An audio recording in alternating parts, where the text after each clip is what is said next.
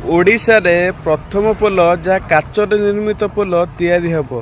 ଏହା ବହୁତ ବଡ଼ ଖୁସି ଖବର। ଏହା ଓଡ଼ିଶା ପାଇଁ ବହୁତ ବଡ଼ ଖୁସି ଖବର। ଏହା ରାଉରକେଲାରେ ତିଆରି ହେବ। ଏହି ପୋଲଟି ପ୍ରଥମ କରି ଭାରତରେ ଆମ ଓଡ଼ିଶାରେ ତିଆରି ହେବାକୁ ଯାଉଛି।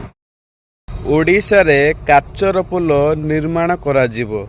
ଏହା ରାଉରକେଲାର ବେଦବ୍ୟାସଠାରେ ନିର୍ମାଣ କରାଯିବ ଓ ଏଥିପାଇଁ 35,000 କୋଟି ଟଙ୍କା ଲାଗିବ ଓ ଏହା ମନ୍ତ୍ରୀ ପୃଥ୍ୱୀରାଜ ହରିଚନ୍ଦନ କହିଛନ୍ତି। ଏହି ପୋଲଟି ରାଉରକେଲା ବେଦବ୍ୟାସଠାରୁ ଜଲେଶ୍ୱର ସହିତ ସଂଯୋଗ କରାଯିବ ଓ ଏହି ପୋଲଟି ବ୍ରାହ୍ମଣୀ ନଦୀର ଖୁବ୍ ମନୋରଞ୍ଜନ ଓ ଆକର୍ଷିତ ଲାଗିବ। ଏହା କାଚର ପୋଲ ନିର୍ମାଣ କରାଯିବ। ଏହି ପୋଲରେ ଆପଣ ଚାଲିକି ଗଲାବେଳେ ବ୍ରାହ୍ମଣୀ ନଦୀର ଦୃଶ୍ୟ ଆପଣ ଦେଖିପାରିବେ ଏବଂ ବହୁତ ଏହା ମନୋରମ କାମ କରାଯିବ। ଏହି କାମଟି ଖୁବ୍ ଶୀଘ୍ର ଷ୍ଟାର୍ଟ ହୋଇଯିବ। ଏହା ରାଉରକେଲା ଦିବସ ଉପଲକ୍ଷେ କୁହାଯାଇଥିଲା। ଏହା ମନ୍ତ୍ରୀ ପୃଥ୍ୱୀରାଜ ହରିଚନ୍ଦନ କହିଛନ୍ତି କି ଯେ ଏହି କାମଟି ବହୁତ ଶୀଘ୍ର ଆରମ୍ଭ ହୋଇଯିବ।